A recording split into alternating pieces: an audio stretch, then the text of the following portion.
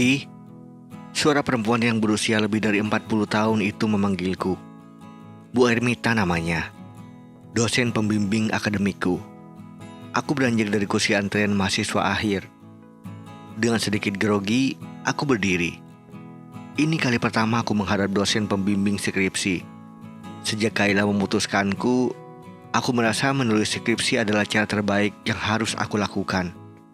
Randy benar, aku harus memulai skripsiku. Meski ada beberapa mata kuliah yang harus kuulang.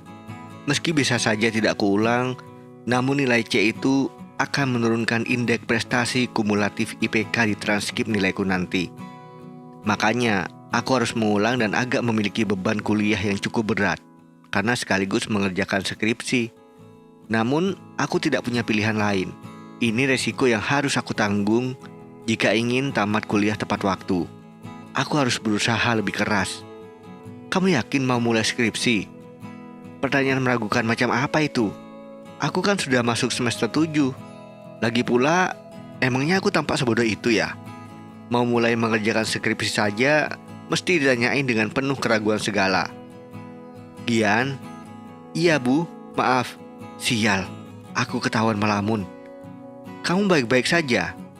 Iya bu, saya baik-baik saja.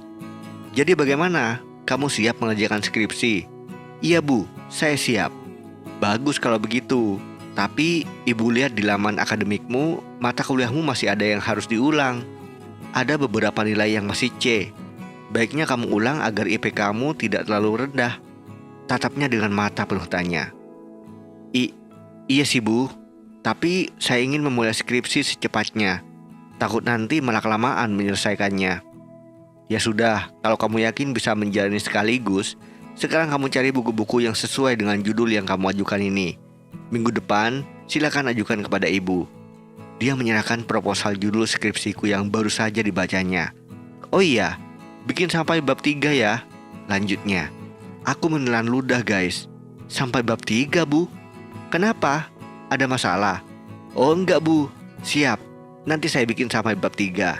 Aku pikir memulai skripsi dari bab 1 saja. Ini malah diminta nulis dari bab 1 sampai bab 3. Aku meninggalkan ruangan konsultasi yang membuat otak mulai pusing itu. Aku berusaha meyakinkan hati. Ini adalah cara terbaik untuk memulai melupakan Kayla sepenuhnya. Meski kebanyakan Kayla masih saja hadir di lingkar kepalaku. Apalagi setiap melewati tempat-tempat yang sering kudatangi dengan Kayla di kampus ini. Kenangan demi kenangan itu membuat dadaku terasa sesak. Namun, aku berusaha untuk menenangkan seisi dadaku.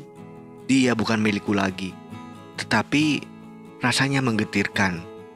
Aku harus menyadari, sesuatu yang bukan milikku tidak seharusnya membuatku tetap merasa memiliki dan menuntut hal-hal yang sama seperti sebelum ia tidak lagi menjadi milikku.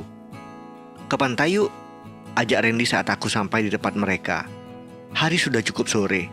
Mereka berdua sengaja menungguku yang sedang berusaha memantapkan hati memulai skripsi. Andre sudah memulai skripsinya lebih dulu dan sudah sampai tahap penulisan angket.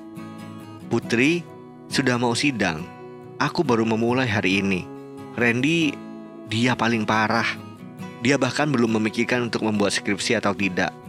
Kuliahnya pun lebih berantakan dariku. Lagi pula, kalaupun dia gagal jadi artis seperti keinginannya, dia masih bisa meneruskan usaha orang tuanya. Ya, dia tidak bodoh sih, hanya saja pemalas. Kami berjalan kaki menuju Pantai Gajah yang berada di kawasan belakang kampus. Hanya butuh beberapa menit jalan kaki. Selain nongkrong di kafe Uni Eva, kalau sedang jenuh, kami berempat juga suka menghabiskan waktu di pantai saat sore. Karena hanya itu hiburan murah yang bisa kami nikmati bersama. Lagi pula, Putri suka pantai, sementara aku dan Andre tidak. Randy suka suasana pantai yang ramai dengan gadis-gadis cantik yang bisa dia goda. Hamparan laut biru luas terpampang di hadapan kami. Aku dan yang lainnya duduk di bangku yang disediakan pemilik warung dekat pantai. Kami memesan minuman dingin untuk melepaskan dahaga. Beberapa orang terlihat lalu lalang di bibir pantai, bermain buih di ombak. Meski udara terasa agak panas, sepertinya mereka tidak begitu peduli. Kamu yakin mau wisuda cepat itu, Put? Andre mulai menanyakan hal yang sebenarnya tidak perlu ia tanyakan. Yakinlah, Putri menjawab mantap. Dia memang cerdas. Lagi pula, Dia sudah memasang target lulus 3,5 tahun sejak kali pertama kami kuliah. Aku masih ingat, waktu itu dia menantang kami bertiga untuk menyelesaikan kuliah 3,5 tahun.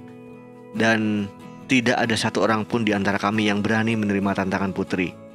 "Kamu gak takut bakal kangen kami?" "Andre," ucap Putri. Matanya tiba-tiba berkaca-kaca. Ada perasaan yang tiba-tiba tumpah di sana. Dia tidak sanggup menjawab pertanyaan Andre. "Aku pasti akan merindukan kalian. Namun, ada saatnya kita memang harus memperjuangkan impian kita masing-masing. Meski nanti kita tidak tinggal satu kota lagi, kita akan tetap menjadi sahabat yang saling menguatkan," ucapnya lirih. "Aku ingin bekerja dulu di Jakarta. Mungkin nanti aku akan mengejar beasiswa untuk kuliah S2, tutup Putri. Aku mengusap bahu Putri. "Kami juga akan merindukanmu, Put. Selama ini, hanya kamilah laki-laki yang dekat dengan Putri secara nyata. Sementara Bagas, lelaki yang disukainya, lelaki itu yang ada di hatinya. Namun aku sendiri tidak mengenal Bagas. Begitupun Randy dan Andre. Kami hanya mendengar cerita tentang lelaki itu saja. Aku pun cukup sedih melihat Putri yang tidak bisa melupakan lelaki itu dan tidak pernah berani pula menyatakan perasaannya. Aku rasa aku akan sedih kehilangan Putri. Bagaimanapun, Putri terlalu berjasa bagiku. Dia adalah orang yang membantuku meyakinkan Kayla, sampai menjadi orang yang sering kucurhati jika ada masalah dengan Kayla. Putri bukan sahabat biasa.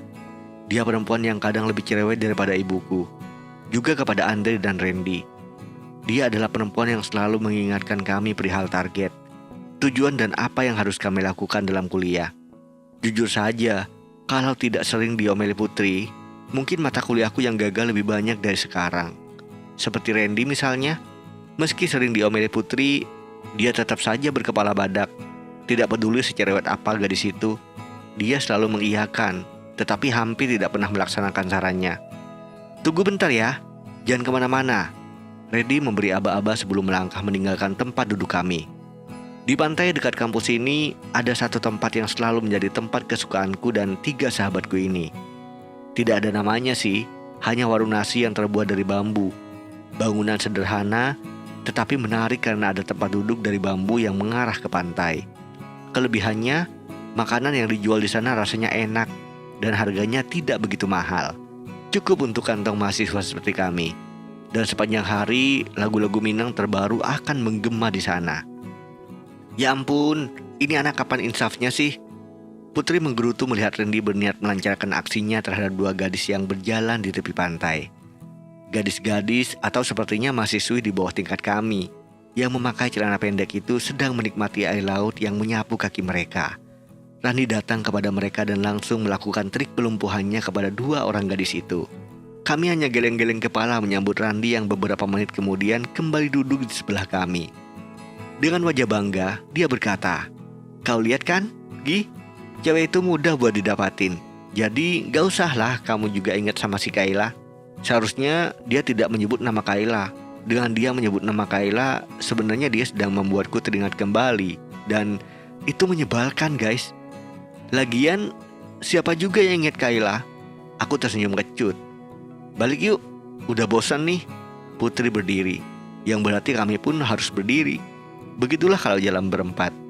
Aku dan yang lainnya mau tidak mau harus mengikuti kemauan Putri. Memang, untuk beberapa keputusan dalam persahabatan kami, Putrilah yang menjadi pencetus idenya. Lebih tepatnya, pewujud ide yang ada. Selain itu, dia juga yang punya banyak andil dalam pengerjaan tugas kuliah kami. Apalagi Randy. Dia selalu menyontek tugas Putri. Randy punya trik tersendiri dalam mengerjakan tugas, membuat jawaban dengan nomor acak, dengan alasan mengerjakan yang lebih mudah dulu. Begitulah alibinya bila dosen bertanya. Selamatlah ia selama ini. Itu sudah menjadi ciri khas tugas Randy dan sudah dimaklumi semua dosen.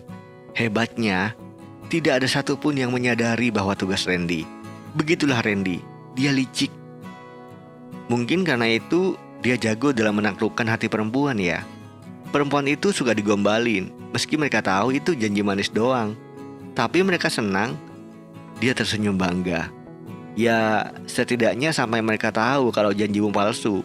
Kamu sudah bisa mendapatkan segalanya kan? Dia tergelak.